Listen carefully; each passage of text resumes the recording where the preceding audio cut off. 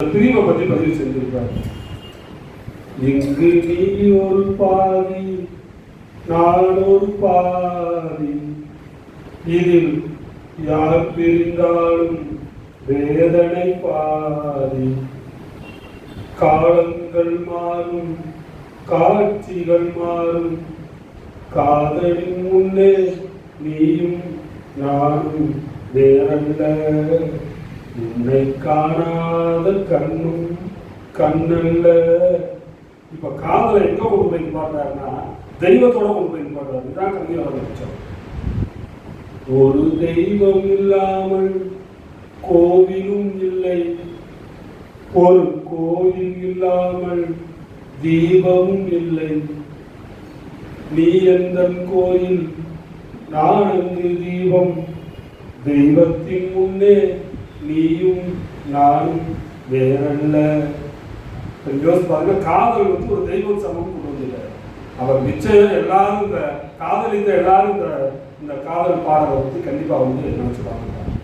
அடுத்து கவிஞருடைய பாடல்கள் ஒரு உச்சகட்டமான ஒரு பாடல். இது ஒரு காதல் சோக பாடல். அந்த காதல் சோகத்தை கூட இந்த பாடலோட பின்னணியில கவியரசர் காமிச்சிருக்காரு. எப்படி அப்படின்னா, இந்த பாடல்ல இருக்கக்கூடிய ஒவ்வொரு சொல்லும், ஒவ்வொரு வரியில் இருக்கக்கூடிய ஒவ்வொரு சொல்லுமே, பாடல் முழுவதும் ஒவ்வொரு சொல்லோட முதல் எழுத்தை பார்த்தீங்கன்னா எல்லாமே குறில் எழுத்தாதான். எல்லா எழுத்துமே குறில் எழுத்துதான். ஒரே ஒரு இடத்த தவிர ஒரே ஒரு இடத்துல மட்டும் ஒரு சொல்ல காற்றுன்னு பயன்படுத்திருப்பாரு. இப்ப காற்றுல முதல் எழுத்து திடீர் காவா இருக்கும். இந்த காற்றுன்ற ஒரு சொல்ல தவிர மீதி இருக்க எல்லா சொற்களும் பாடல் முழுவதும் சரணம் பல்லவி எல்லாத்துலையும் அந்த சொல்லின் முதல் எழுத்தை பார்க்கணும். நீங்க பார்த்தீங்கன்னா அது குறிலாதான்.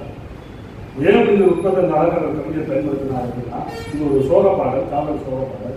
பாடலும் ஒரு பெண். இந்த சோகம் அவருடைய மனதை ஒடுக்கி இருக்கு. நெடில்ன்றது நீண்ட ஓசை முடியுது, குறில் தான் குறுகி இருக்கும். அப்ப அவன் தன்னுடைய உணவு, உறக்கம், தன்னுடைய அழகு, ஒப்பனை எல்லாத்தையும் இழந்துட்டு அவனுடைய மன ஒடுக்கத்தில் இருக்கான். இந்த ஒடுக்கத்தை பாடல் முழுவதும் காட்டுங்கிற காட்டு அப்படி குறிலே அமைச்சார். அதெல்லாம் தெரிஞ்சிருக்க பாடல் தான். சோகம் நாளை கண்டிப்பாக அந்த பாடல் தெரிஞ்சிருக்கும். அது என்ன பாடல் அப்படின்னா, என்ன சொல்லணும்னா, லத்தீன் அமெரிக்க கவிஞர்